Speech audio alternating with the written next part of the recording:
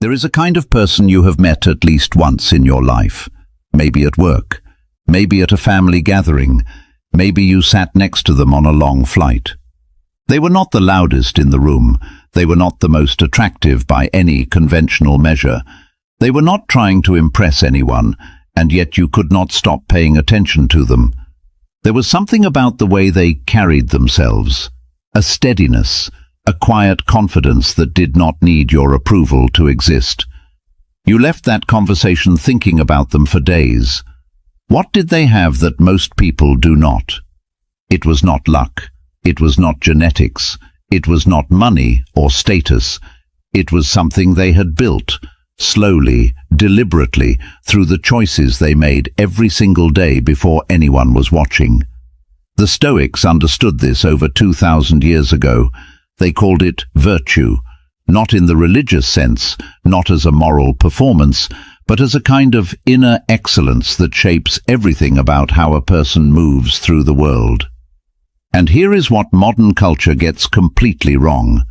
True attractiveness has almost nothing to do with how you look, and everything to do with who you are becoming. You might be thinking right now, I am past the age where any of this matters to me.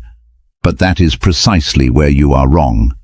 As people move into their 40s, 50s and 60s, the qualities that draw others toward them shift dramatically. Youth fades for everyone, but depth, presence and character compound over time. The person who has worked on themselves for decades carries a weight and a warmth that no young face can replicate. We are going to talk about 10 habits, not tricks, not shortcuts, but genuine daily practices rooted in Stoic philosophy that fundamentally change the way people experience you. Some of them will feel uncomfortable. Some of them will challenge assumptions you have held for a long time. All of them are real. The first of these is one that almost no one takes seriously enough. Speak less than you know. Seneca wrote that silence is a lesson learned from the many sufferings of life. He did not mean that quiet people are weak. He meant that a person who has truly lived, who has seen enough, lost enough, learned enough, knows that words are not free. Every unnecessary word costs you something. It costs you presence. It costs you credibility. It costs you the rare impression of someone who does not need to fill every silence. Most people talk to be seen. The person who is genuinely compelling talks only when they have something worth saying. You have probably noticed this in your own life. The colleague who spoke the least in meetings was often the one everyone listened to most carefully when they finally did speak. Before you speak, ask yourself one question. Does this add something real, or am I just filling space? The second practice is about the moment most people handle worst, controlling your reaction when friction arrives. Marcus Aurelius wrote in his private journal, a journal he never intended anyone to read, "You have power over your mind, not outside events. Realize this, and you will find strength." He was not writing for an audience. He was reminding himself, a man who commanded an empire, that his greatest battle was always internal. Here is something most people in their 40s and 50s will recognize immediately: a family dinner. Someone makes a comment about your choices, your past, your opinions.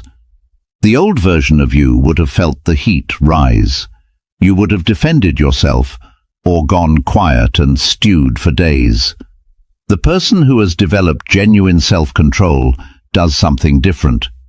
They pause, they breathe, they choose their response the way a craftsman chooses a tool, deliberately, without rushing.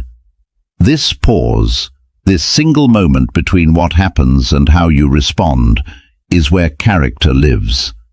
When someone cannot provoke you, cannot rattle you, cannot pull you down to their level, people begin to experience you as someone fundamentally different. Not cold, not dismissive, grounded in a way that most people simply are not. The third practice is one most people overlook entirely: keeping the promises you make to yourself. Epictetus, who was born a slave and became one of the greatest philosophers in history, taught one principle above all others: know what is in your control and what is not.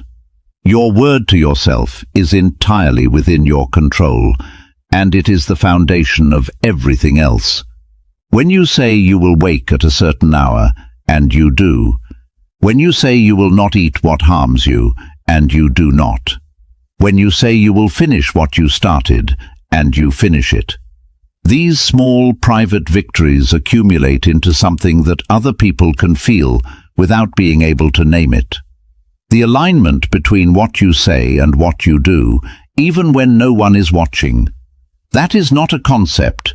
It is something that radiates outward from a person who has practiced it long enough. The fourth practice is harder than it sounds, and most people underestimate how deeply it controls them. Stop seeking approval and mean it. Most of us have spent decades building our sense of self-worth on the reactions of other people. A compliment feels good. Criticism stings. Silence makes us anxious. And so we learn, slowly and without noticing, to perform. To say what will be well received. To soften our real opinions. To become a slightly blurred version of ourselves in order to avoid friction. Marcus Aurelius wrote, "I have often wondered how it is that every man loves himself more than all the rest of men, but yet sets less value on his own opinion of himself than on the opinion of others." He is describing something most people never notice about themselves. Here is what approval-seeking actually looks like after 50. It looks like agreeing with things you do not believe because the room expects it. It looks like not mentioning your real interests because you are afraid they will sound strange. It looks like editing your stories before you tell them, removing the parts that might not land well. The result is a person who is pleasant to be around, but impossible to truly know. People feel that emptiness even when they cannot name it. Practice saying what you actually think, calmly, respectfully, without aggression, even when you suspect it will not be popular.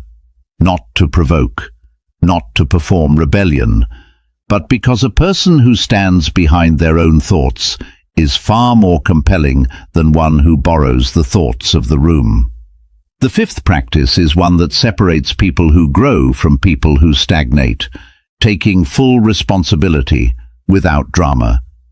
There is a specific kind of person who, when something goes wrong, immediately begins explaining why it was not entirely their fault. The circumstances were difficult, the other person was unreasonable, the timing was wrong. There is always a reason, and there is always an audience being asked to validate that reason. Stoicism asks something harder. It asks you to look at your role in every situation with honest eyes, not to punish yourself, but to grow. Epictetus put it plainly, "Seek not that the things which happen should happen as you wish, but wish the things which happen to be as they are, and you will have a tranquil flow of life." Think of a man who made a bad financial decision in his late 40s, lost a significant amount of money. He had two paths. The first, blame the market, blame the advisor, blame his partner for not stopping him. The second, sit quietly with what happened, acknowledge his part in it honestly, extract what he could learn, and move forward without needing anyone to feel sorry for him. The second man is rare, and the second man, without trying to be, becomes someone others want beside them when things get hard. The sixth practice is one people rarely think of as a habit at all, letting your body language tell the truth. The Stoics believed that the inner life and the outer life are not separate. How you hold yourself physically is an expression of how you actually are inside, and other people read it before you say a single word. Slouching, avoiding eye contact, crossing your arms, fidgeting when silence falls. These communicate something. They tell the people around you that you are not fully at ease in your own presence. And if you are not at ease in your own presence, why would anyone else be at ease in yours? Stand as if you have somewhere to be and are not in a hurry to get there. Make eye contact long enough to show that you are genuinely present. When you sit, take up the space that is yours without apology. These are not poses. They are the natural physical expression of a person who has done enough inner work to be comfortable with who they are. The seventh practice is one that becomes harder with age, precisely because it requires unlearning something comfortable, cultivating genuine curiosity about other people. The older we get, the easier it becomes to stop being genuinely curious. We have heard enough stories. We have formed our opinions. We have sorted the world into categories that feel reliable. And slowly, without noticing, we stop asking real questions and start waiting for our turn to speak. Seneca wrote, "Associate with those who will make a better man of you. Welcome those who you yourself can improve." He is talking about a two-way exchange, not a performance of interest, a genuine willingness to be changed by another person and to change them in return. Think about the last time someone asked you a question and you felt they were actually listening to your answer, not preparing their response, not glancing elsewhere, not nodding politely while thinking about something else, truly present with their full attention on you. How did that feel? Most people cannot remember the last time it happened, because it is genuinely rare. When you speak with someone, anyone, not just people you consider important, ask one real question and then be quiet long enough to hear the full answer, not the surface answer, the real one that comes after a pause. That pause is where the truth lives. And the person who is patient enough to wait for it becomes, in that moment, the most interesting person in the room, without saying a single interesting thing themselves. The eighth practice is one the Stoics considered essential, and one that most people in comfortable lives quietly abandon: embracing discomfort as a daily choice. Seneca described a practice of setting aside certain days during which you live simply, plain food, nothing extra, and then asking yourself, is this what I was afraid of? The point was never suffering for its own sake. The point was to prove to yourself, repeatedly, that you are stronger than your comfort zone. For a person in their 50s or 60s, this habit takes on a particular weight, because at this stage of life, comfort can become a quiet trap. The familiar routines, the predictable weekends, the slow narrowing of experience down to what is known and safe. It feels like rest. But over time it begins to feel like retreat. The practice does not need to be dramatic. It can be as simple as taking a cold shower and staying present through the discomfort instead of rushing past it. It can be walking into a room where you know no one and staying long enough to have one real conversation.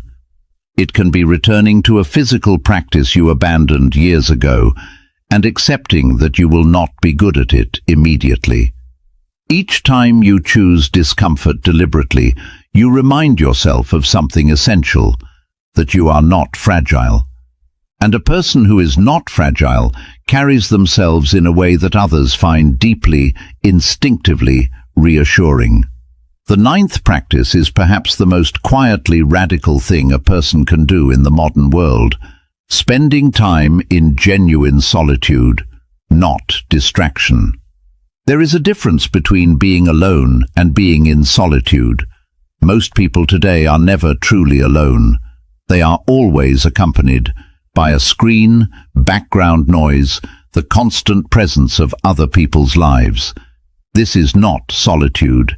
It is populated silence. And it deprives a person of something the Stoics considered essential: the examined life. Marcus Aurelius wrote his private journal entirely for himself. No audience, no intention of sharing. He wrote to think clearly, to correct himself, to understand what he actually believed beneath the noise of running an empire. That practice, sitting with your own thoughts long enough to know what they actually are, is becoming one of the rarest things in the world. The quality that emerges from genuine solitude is hard to describe, but easy to recognize. It is a kind of settledness. A person who has spent real time with themselves does not need the room to validate them.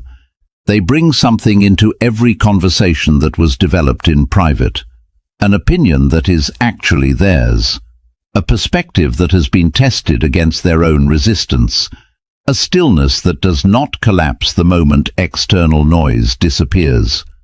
Once a day, for at least 15 minutes, put down every device. Sit somewhere quiet. Do not direct your thoughts, simply let them move. Notice what comes up. Notice what you have been avoiding. The quality of your inner life is the foundation of everything else, and you cannot build that foundation in noise. The 10th practice is the one that ties everything together, and the one most people in our culture get completely wrong. Aging with intention, not resignation.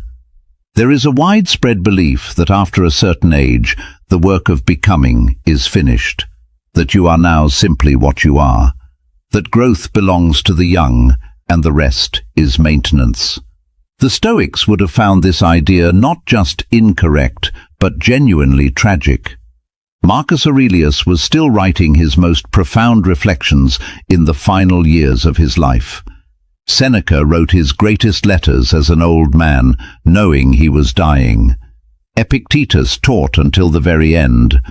They did not treat age as a closing door.